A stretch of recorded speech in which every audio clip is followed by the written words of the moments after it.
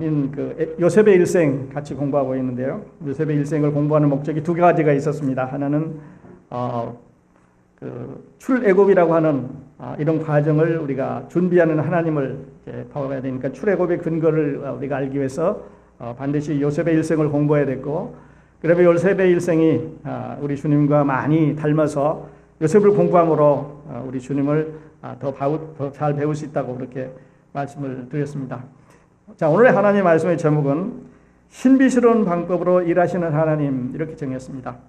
신비스러운 방법으로 일하시는 하나님, God moves a mysterious way, 이런 말입니다. 하나님은 일하시는데 우리가 생각할 수 없는, 우리가 예측할 수 없는, 우리가 전혀 상상할 수 없었던, 계획할 수 없었던 방법으로 일을 하시게 됩니다. 자, 말씀을 준비하면서 이 지구상에 살고 있는 사람을 한번 이렇게 찾아보니까 지난주 현재로 이 지구상에 살고 있는 사람은 74억 5천만 명이었습니다. 그리고 그 중에서 2억 명이 고향을 떠나서 여러분과 저처럼 타지에서 이렇게 외국에서 살고 있었습니다. 그러니까 2억이 이렇게 살고 있었는데요. 우리 미국은 지난주 현재 3억 5천만 명이고 이민자 수는 4천만 명입니다. 그래서 그 퍼센티지로 보면 11.5%, 11.5%가 이민자들입니다. 우리나라도 이제 꽤 많이 외국인들이 살고 있는 걸로 그렇게 통계를 나왔는데, 이분들의 공통점은 이제 고향을 떠났다는 거죠. 이분들은 either the agent of God's grace, 하나님께서 하나님의 은혜를 전하는 사람이거나, or the object of God's grace, 하나님의 은혜를 받는 사람입니다. 둘 중에 하나입니다. 우리의 삶은 우리가 하나님의 은혜를 받아서 전하는 사람이었거나, 우리가 하나님의 은혜를 계속 받아야 되는 이런 사람인데, 그러니까 멀티컬처럴 이런 가운데 우리 살고 있는데요. 자, 요셉은 감옥에서 지금 2년을 또 보냈습니다. 41장 시작하는 데 보면 이렇게 시작을 합니다. 만 2년 후에 바로가 꿈을 꾼즉 자기가 하숫가에 섰는데, 이렇게 시작을 했습니다. 자, 조심하셔야 될 거는 만 2년 후에라고 하는 말입니다. 여기 이제 이자가 많이 나오게 되는데요. 자, 지금 보시는 대로 만 2년 후에 꿈을 꿨는데 바로가 두 번의 꿈을 꿨습니다. 그리고 소가 두 마리 나오는데 하나는 살찐 소고 하나는 마른 소입니다. 그 다음에 이제 벼 잎사귀가 두 개 나오는데 하나는 아주 좋은 굿 그레인이고 하나는 나쁜 이런 그레인이니까 두 개가 공통점이죠. 그 다음에 이제 소가 있었고 이삭이 있었고 해석을 하는데 두 꿈을 이제 해석을 해주는 일을 하게 되니까 둘이 많이 있습니다. 뿐만 아니라 이 장에는 특별히 7이 많이 나오게 됩니다. 살찐 소가 7이 있었고요. 마른 소가 7이 있었습니다. 좋은 이삭이 7개 있었고 마른 이삭이 7개 있었고 7년에 풍년이 들었고 7년에 흉년이 듭니다. 근데 조금 더 스트레치해 보면, 자, 요셉은 지금 나이가 이제 17살에 팔려와서 13년 지나서 30살이 됐습니다. 그러니까 30살에 이제 애굽의 총리로 올라가게 되는데, 요셉은 애굽 땅에서 70년을 더 살아서 110세에 애굽 땅에서 죽습니다. 그러니까 거기도 70년이 있겠고요. 그 다음에 이제 요때 이제 자기 형들을 다 애굽으로 불러내리는데, 그 형들을 다 불러내려서 애굽 땅에 번성하게 될 때 그 숫자가 70명입니다. 이제 많은 이런 7을 포함하고 있는 그런 부분이 되겠는데, 자, 하나님의 시간표. 만 2년 동안 하나님은 애굽에 대해서 He has nothing to do, 아무것도 안 하십니다.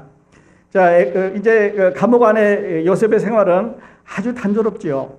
아침에 일어나서 이제 감옥에 있는 사람들 돌보고 또 챙기고 또 해가 지면 자고 아침에 일어나서 거기서 왔다 갔다 하는 아주 단조로운 그런 삶을 이제 살았습니다.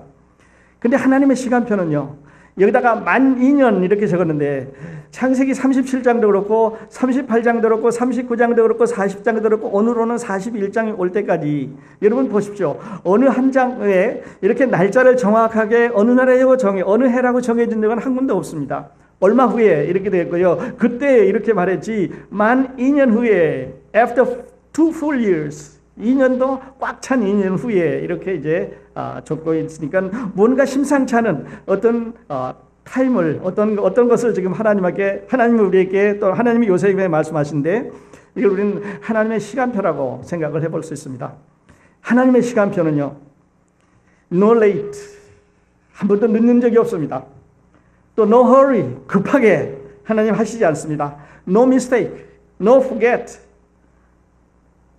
그리고 on time, all the time, 시작부터 끝까지 정확하게 그 프로그램을 알고 계시고 가지고 계신다고 하는 말입니다. 그러니까 하나님이시죠. 요셉이 또 그랬습니다. 요셉도 2번 이제 팔려갔지요. 또 보디발의 집에 들어갔지요. 그 집 부인에게서 억울한 누명을 쓰고 감옥에 들어갔지요. 그리고 친구들 그 꿈을 해석해 줬는데 그 친구도 2년 동안이나 잊어버렸습니다. 그리고 이제 2년이 흘렀을 때 하나님의 타임 테이블은, 하나님의 시간은 이제 아주 미스터리한 방법으로, 아주 신비스러운 방법으로 지금 일을 하기 시작하는데, 요셉에게서 일하시는 게 아니라 바로에게서 일을 합니다. 애굽 왕 바로는 그 당시에 태양신의 아들이라고 하는 칭호를 받을 정도로 아주 절대적인 권력과 많은 그런 것을 소유하고 있었습니다. 그러니까 태양신의 아들이 사람이 됐다고 하니까 이거는 절대 권력일 뿐만 아니라 그가 하는 일은 모두 퍼펙트하고 완전하고, 애굽 땅은 그래서 하나님의 특별한 보호 아래, 태양신의 특별한 보호 아래 지금 애굽은 번창하고 있다고 믿었습니다. 그런데 하나님께서 애굽 왕 바로에게 한날의 꿈을 2번을 거푸게 한 거지요. 그런데요, 그 최고의 문명, 아니면은 최고의 권력, 아니면 자기가 잃은 것인지 모든 걸 다 가지고 있는 요 바로가 꿈을 꾸고 고민을 합니다. 왜냐하면 꿈을 해석할 수가 없으니까요. 그리고 그 발달된 나라에 인문학이 발달했고, 천문학이 발달했고, 과학이 발달했고, 농사짓는 기술이 발달했고, 군사적으로 강한 나라고, 모든 것을 가지고 있는 나일 강가의 유명한 나라 애굽이 있지만은 그 꿈을 해석할 수 있는 사람이 박사도 술객도 지혜자도 아무도 없었습니다. 다시 말씀드려서 하나님은 지금 당대의 최고 바로 왕 위에, 그 위에 꿈을 주셨는데 그 꿈이 해석이 안 된다고 하는 말은 너희보다 높은 하나님이 살아 계신다고 하는 말입니다. 그래서 그 꿈을 이제 주면서 해석을 하려고 그러는데 해석이 안 되는 거예요. 지금 보시는 대로 처음에 7마리의 살찐 소가 나왔습니다. 그리고 소들이 강물 속에 들어가서 이제 서 있다가 또 다시 밖으로 나와서 풀을 뜯어 먹는데, 거기까지는 보통 꿈입니다. 여러분 지나다니면서 보시잖아요. 여름에 보면은 소들이 물 안에 들어가서 서 있다가 물 밖으로 나오기도 하고, 다시 물 안으로 들어가서 서 있기도 하고, 더울 때 또 다시 밖으로 나오기도 합니다. 이건 정상적인 꿈입니다. 그런데 중요한 것은 그 꿈이 아니라 그 다음에 또 이제 아주 깡마른, 보기 흉한 아주 어그리한 소가 다시 7마리가 나왔는데, 이 소들이 밖으로 나와서 물에 있다가 밖으로 나와서 처음에 있던 살찐 소를 잡아먹는 데 문제가 있습니다. 그러니까 이 꿈은 you have two parts. 하나는 해석할, 보통 사람들이 우리가 상상할 수 있는, 우리가 꿈속에 생각할 수 있는 것들이 있는가 하면은, 이제는 그 살찐 소를 마른 소가 잡아먹어버렸다고 하는 도저히 이해되지 않는 부분이 있습니다. 그 다음에 다시 잠을 잤는데, 이 나일강의 그 평화가 아무리 가뭄에도 마르지 않은 평화인데 농사가 잘 되는 이제 그런 곳이었는데요. 잎사귀가 잘 돋은 벼가 이제 7개가 있었습니다. 정상적이지요. 나일강가에 이제 그 벼들이 잘 되는 거는, 농사가 잘 되는 거는 꼭 하늘에 비가 와서만 잘 되는 게 아니라 풍부한 물이 있고 거기 농사가 기름지기 때문에 잘 되는 겁니다. 그런데 다시 깡마른 이파리가 이제 7개가 나오고, 조금 있다가 마른 이파리가 잘 된 이파리를 잡아먹는 데 문제가 생겼습니다. 그러니까 보통 이해할 수 있는 부분과 보통 이해가 안 되는 부분 2grup으로 이루어지는 거죠. 바로가 고민을 합니다. 한쪽은 내가 알겠는데 다른 한쪽에는 무슨 의견이, 무슨 의의가 있으셔야 하는데 도저히 이해가 안 된다. 그래서 박사들을 불러서 그 꿈을 해석해 달라는데 아무도 해석하는 사람이 없습니다. 그러다가 그 고민을 자기 술시중 들고 있는 술 맡은 관원장에게 이제 털어놓게 되고, 술 맡은 관원장은 내가 2년 전에 내가 그 보디발의 감옥에 있을 때 그 사람이 나 꿈을 해석해 줬는데 우리 두 사람이 들어갔지 않느냐. 하나는 떡 굽는 친구고 하나는 내가 들어갔는데 그 떡 굽는 친구하고 나하고 둘이 똑같이 한밤에 꿈을 꿨더니 한 사람은 걔가 말한 대로 그대로 이제 죽었고 나는 걔가 말한 대로 그대로 왕 앞에 나왔는데 그 친구가 한번 해볼 수 있을 거라고 권하는데 2년이 걸렸습니다. 여러분, 만일에 이 술 맡은 관원장이 잊어버리지 않고 바로 나가서 자기 권한으로 집안에 있는 히브리 종 하나 빼오는 거는 자기 권한으로 아마 할 수 있었던 것 같아요. 그래서 보디발에게 부탁해서 야, 그 친구 내주자. 그래서 꺼냈다고 칩시다. 그러니까 2년이 되기 전에, 하나님의 시간표가 되기 전에 나왔습니다. 그러면 요셉은 오늘 요셉이 아닐 거예요. 제 생각에는요. 그렇게 해서 나왔으면 요셉은 아마 저 형들 찾아가고 고향으로 가고 아버지와 어머니가 그리워가지고 거기 애굽 시내를 방황하다가 길을 찾아서 산을 넘어서 다시 자기 아버지가 있는 아마 가나안으로 돌아갔을지 몰라요. 그러면 하나님의 꿈은, 하나님의 계획은 안 되는 거지요. 그러니까 하나님은요, 아주 미스테리하게 우리가 이해할 수 없는 방법으로 이제 일을 하신다고 하는 게 제 말씀의 제목이 그렇습니다. 아주 미스테리하게 일을 하십니다. 그러니까 만일에 2년이 되기 전에 나왔으면 아마 요셉은 이렇게 생각할 거예요. 내가 그 술 맡은 관원장에게 부탁을 했더니 그 사람이 날 꺼내줬다고. 하나님과 상관없는 거죠. 그러니까 사람을 의지해서 이제 밖으로 나왔을 테니까 이 요셉은 큰 소리 한번 칠 수 있을 거예요. 내가 이제 그 감옥에서 만난 친구가 날 꺼내줬다고. 근데 하나님은 감옥에서 만난 그 친구에 의해서 요셉이 감옥에서 나오게 하시지를 않았습니다. 또는요, 여러분 이렇게 생각을 해볼 수 있습니다. 우연의 일치란 말 아시죠? coincidence. 우연의 일치. 어떤 두 개의 일이, 어떤 두 개의 사람들이 도저히 상상할 수 없는 일이 한꺼번에 일어나는 것을 우연의 일치다, 그렇게 말하죠. 다른 말로는 unplanned. 또 다른 말로는 까마귀 날짜 배 떨어졌다는 말도 있습니다. 캘리포니아의 그 버클리에 사는 어떤 윌리아드 러셀이라고 하는 부인이 이제 급하게 집에 나오다가 열쇠를 집안에 놓고 문을 잠궈 버렸습니다. 그 아무리 이제 문을 열려고 해도 이거 여는 방법이 없는 거죠. 그래서 고민을 하고 이제 외출을 가야 되는데 열쇠가 없으니까 갈까 말까 하는데 마치 우편 배달부가 딱 옵니다. 우편 배달부 오더니 병지를 딜리버리 하는 거예요. 그래서 이제 이 아주머니가 그러면 편지라도 열어보자. 그래서 편지 열어봤더니 그 안에 열쇠가 들어있었습니다. 어떤 열쇠냐면 자기 동생이 자기 집에 머물다가 열쇠를 하나 줬는데 집으로 갖고 가가지고 이제 자기 누나한테 돌려준다고 그러고 메일로 붙였는데 문을 딱 잠근 그날 도착했습니다. 우리 이런 거를 coincidence, 우연의 일치라고 그렇게 말할 수 있겠죠. 어떤 오하이오에 사는 친구 한 사람이 1987년에 복권을 샀습니다. 복권을 사서 이제 300만 불짜리 복권이 당선이 돼서 자기 직업을 다 정리하고 리타이어를 하고 플로리다로 이사를 갔습니다. 플로리다로 이사를 가서 이제 자기 있는 돈을 거의 다 쓰고 심심풀이로 밖에 나가서 복권을 또 한 장을 샀습니다. 6년 후에 샀는데요. 이번에는 2천만 원짜리가 당선됐습니다. 수지 맞았네요. 그러니까 이런 거를 coincidence, 우연의 일치라고 말할 수가 있겠습니다. 이 미국을 다스리는 대통령 중에 여러분 이제 인터넷 들어가서 많이 보시겠는데 케네디하고 링컨은 닮은 데가 너무 많다 그러죠. 링컨은 1846년에 국회의원이 됐고요. 케네디는 1946년에 국회의원이 됐습니다. 그러니까 100년 차입니다. 링컨은 1860년에 대통령으로 뽑혔고 케네디는 1960년에 100년 후에 대통령이 됐습니다. 둘 다 인권에 관심이 많은 사람이었고요. 두 사람 다 백악관에 있으면서 아이들을 하나씩 잃었던 기록을 가지고 있고 두 사람 다 금요일 날 총에 맞았는데요. 두 사람 다 이제 머리에 총을 맞았는데 더 신기한 거는 링컨 대통령의 그 비서가 케네디였다는 거죠. 그리고 케네디 대통령의 비서가 이름이 라스네임이 링컨이었대요. 두 사람 다 남부 사람들에 의해서 저격을 받았고 그 다음에 두 사람 다 대통령이 이제 자리를 이어갔는데 한 사람은 린든 B 존슨이라고 하는 그 존슨이라는 이름을 가지고 있는 그런 이름을 가지고 있었고요.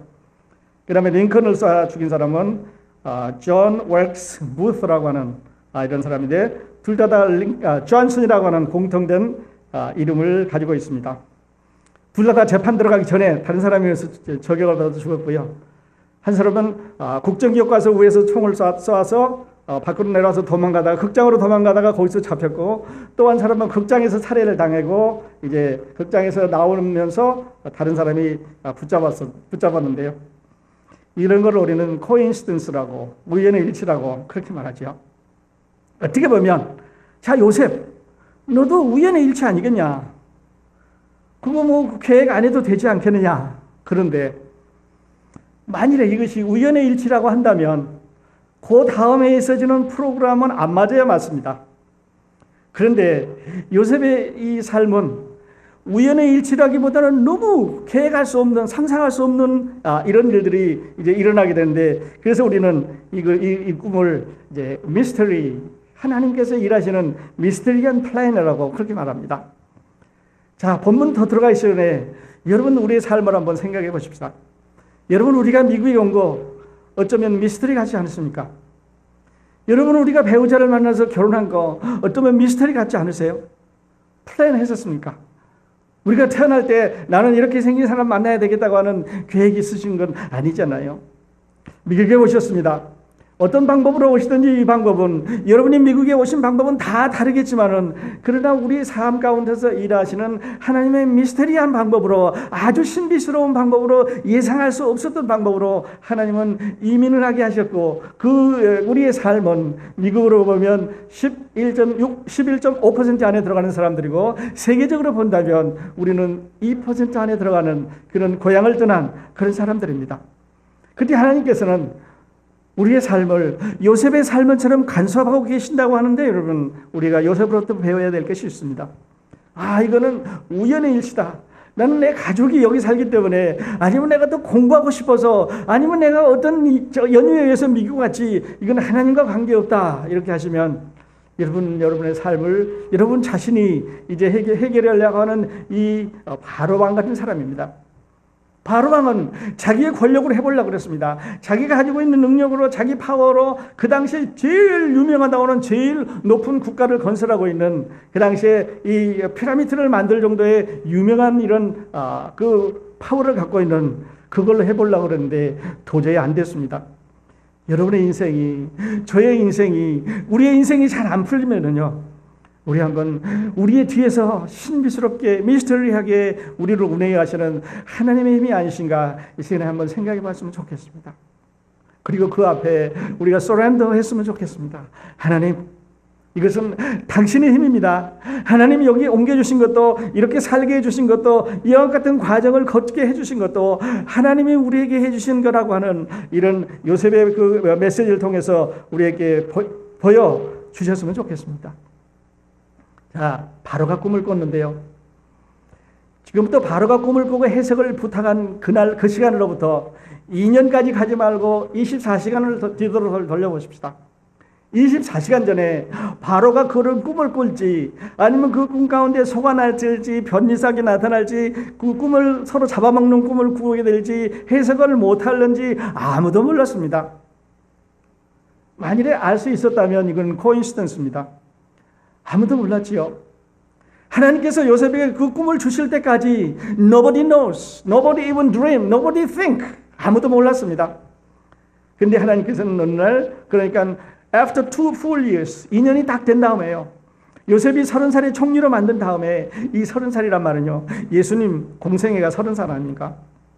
그리고 다시 이제 37살에 요셉이 자기 형들을 불러내리는데, 그러니까 17살에 팔려가지고 형들과 가족들을 다 불러내리는데 20년 걸렸습니다.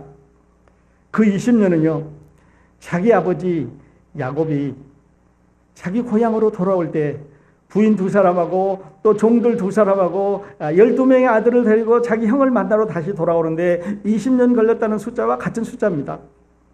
하나님의 계획은 이렇게 우리에게 정확하게 모든 것을 알려주고 있는데, 자, 돈으로도 풀 수 없고 명예로도 풀 수 없고 지식으로도 풀 수 없고 그 사람들로도 풀 수 없는 이 코인시던스가 아닌 하나님의 계획을 바로는 이제 요셉에게 얘기를 합니다.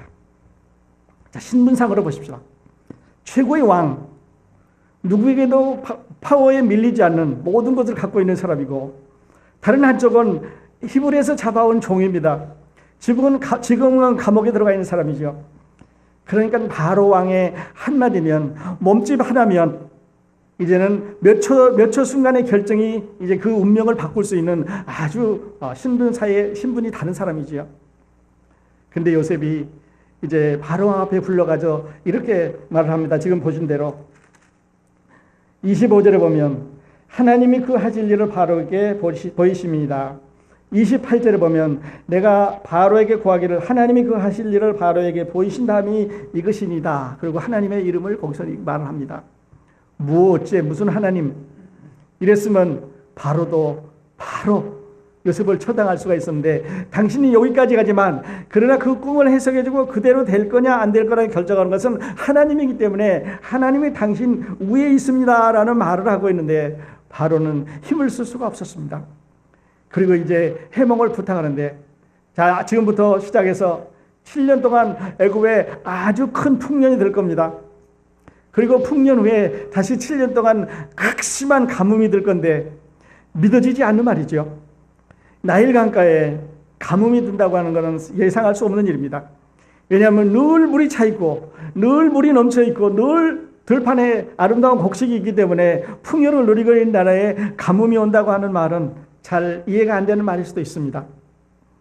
그런데 바로는요, 하나님께서 저 사람 보통 사람이 아니니까 결정해야 된다고 말합니다. 그러니까 바로에게 꿈을 꾸시게 하신 건 하나님입니다. 요셉을 불러내서 꿈을 해석하게 하신 건 하나님입니다. 바로가 요셉을 선택하게 하는 것도 하나님이셨습니다. 그리고 요셉의 말대로 지금 감옥에서 나온 히브리 청년, 이제 나이 30살밖에 안 되는 이 청년이 이제 앞으로 이것을 다스릴 수 있는 그 사람을 뽑으십시오. 그리고 창고를 늘리십시오. 그리고 곡물의 5분의 1을, 그러니까 20%를 더 받아들여서 쌓아놓아야만 나머지 흉년될 때 삽니다라는 제안을 했을 때, 그거를 받아들이게 하는 것은 네 놈이 뭘 알아. 내가 여기 왕이고 여기 유명한 사람 많고 우리나라에는 흉년이라는 건 있을 수가 없다 그랬으면 역사는 끝나는데요. 하나님께서 바로에게 그 꿈을 받아들이러 하셨습니다. 그러니까 하나님이 하시는 일이죠. 아주 미스테리하게 하나님은 지금 바로를 통해서 이제 애굽을, 또 애굽 안에 이 이스라엘을 건설하기 위한 계획을 착착 이제 진행해 가는 것을 볼 수가 있었습니다. God moves in a mysterious way. He moves our life. 우리의 인생을, 우리의 삶을, 어쩌면 어제까지의 우리의 삶을, 또 어쩌면 오늘부터 시작해서 다음 세대 우리가 발자국을 띄는 우리의 삶을 아주 신비스러운 방법으로, 아주 놀라운 방법으로, 예상할 수 없는 방법으로, 계획하지 않았던 방법으로 우리를 이끌어 그렇게 나갈 것입니다. 여기서 보면은요, 지난주에도 말씀드렸지만 요셉은 아주 훌륭한 전도자입니다. 당신 말고 당신보다 위에 하나님이 계십니다. 그러니까 당신이 아무리 권력이 높아도 하나님께서 해결해 주십니다. 이렇게 말을 하는 전도자였습니다. 우리에게도 이런 용기가 있었으면 좋겠어요. 우주 예수 그리스도의 복음에 대해서, 우주 예수 그리스도의 은혜에 대해서 하나님께서 하나님으로 말미암아 이런 기회가 있을 때마다 우리 주님을 이렇게 증거하는 사람이 됐으면 좋겠습니다. 그래서 전도자였고요. 그 다음에 또 하나는 아주 유명한 예언자입니다. 앞으로 7년 동안 풍년이 될 겁니다. 앞으로 또 그 후에 계속해서 7년 동안 흉년이 들 겁니다. 그리고 거기에 창고를 마련하지 않으면 당신의 백성이 어렵습니다. 그래서 주변 국가가 다 식량이 없어졌습니다. 가나안에도 식량이 없어졌고, 아버지가 살고 있는 그 형제들이 살고 있는 그 땅에도 극심한 7년 동안의 흉년이니까요. 우리나라의 한국의 이 흉년하는 해를 내가 이렇게 찾아보니까 임진왜란이 있었던 그쯤에서 1600년대죠. 3년 동안 흉년이 있었습니다. 3년 동안 흉년이 들면 사람들이 살기 어렵습니다. 막 난리가 나고 가서 물건을 훔쳐오고 뭐 사람을 죽이고 난리가 나는 거지요. 그런데 여기는 7년이니까요. 풍년은 좋았는데 흉년이 7년이 든다고 하면 이거는 도저히 견딜 수가 없는 말이죠. 여기서 잠깐 이 흉년과 풍년을 다시 생각해 보면, 풍년은 생각할 수 있습니다. 지금까지 그래 왔으니까요. 근데 흉년은 비가 안 와야 됩니다. 우선 비가 안 와야 되니까 하나님이 He control the weather. 날씨를 비가 안 오게 컨트롤하는 거죠. 뿐만 아니라 이제 첫 해, 둘째, 셋째 이렇게 지나가면서 민심이 혼란해집니다. 자, 이게 살아야 되겠다는 거죠.